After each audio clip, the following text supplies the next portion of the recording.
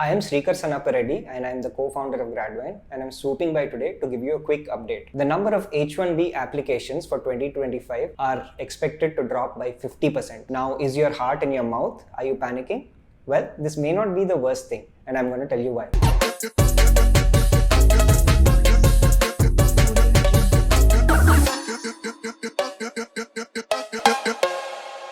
So to tell you what's changed and why the number of applications have dropped, let me tell you a little story about what's been happening in the past. In previous years, we've seen about over 7 lakh H1B applications come through various companies, consultancies, agencies, whatnot. It was found that over 4 lakh of these, which means over 50% of them, were duplicates. There were situations reported where one candidate had over 20 applications filed on their behalf. Now, I don't know about you, but this seems to be like complete abuse of a system that's been set in place. The H1B system, like you know, is a lottery.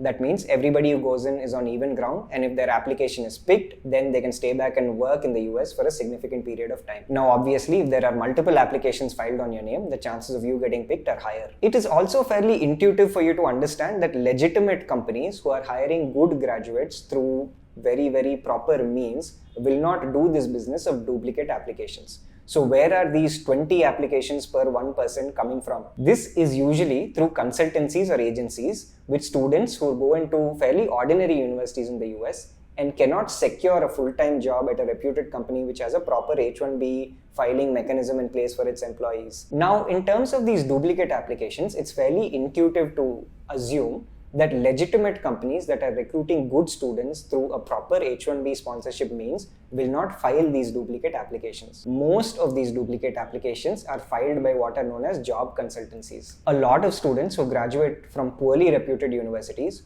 who don't have a profile or the credentials necessary to be recruited by legitimate proper companies that need skilled talent. Some of these students enroll in these job consultancies and in fact pay them so that they can file for the H1B on their behalf. And this is where the multiple duplicate applications come in to increase their chances of getting picked. Now, at the beginning of this video, I told you that this may not necessarily be bad news. And it is very good news, in fact, if you're going to a reputed university and a reputed program. Now, make no mistake about it. I'm not talking about only the Ivy Leagues or the top 10 or the top 20 schools. Any decent top 40, top 50, even top 60 program, depending on the degree that you're pursuing, can get you good legitimate jobs in the US. The problem is, for every decent university, there are 20 no-name universities that only exist to make money. Now, unfortunately, while you are applying, if you've fallen prey to these marketing tactics and gotten into a university that's not very good, it is unlikely that you are finding a job.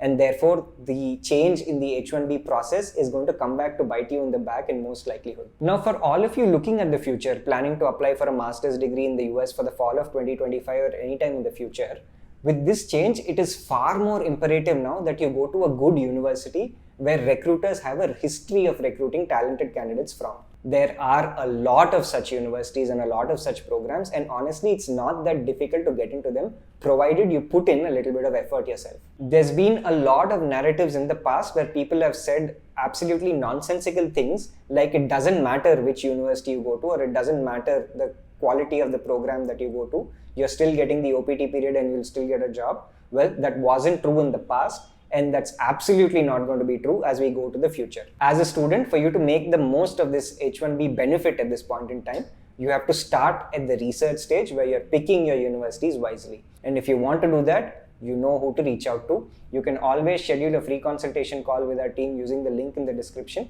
And rest assured, you're going to get unbiased advice and unbiased guidance because we have no affiliations to any country, any university, or any program. Now, I've made a detailed video on the application process and how people are falling prey to some false information and going to nonsense universities. You can access this detailed video by clicking right here. So if you found this content useful, please do like, share, and subscribe. And please do subscribe because our subscriber count is low despite our views crossing over 2 million at this point in time. Your subscription will mean a lot.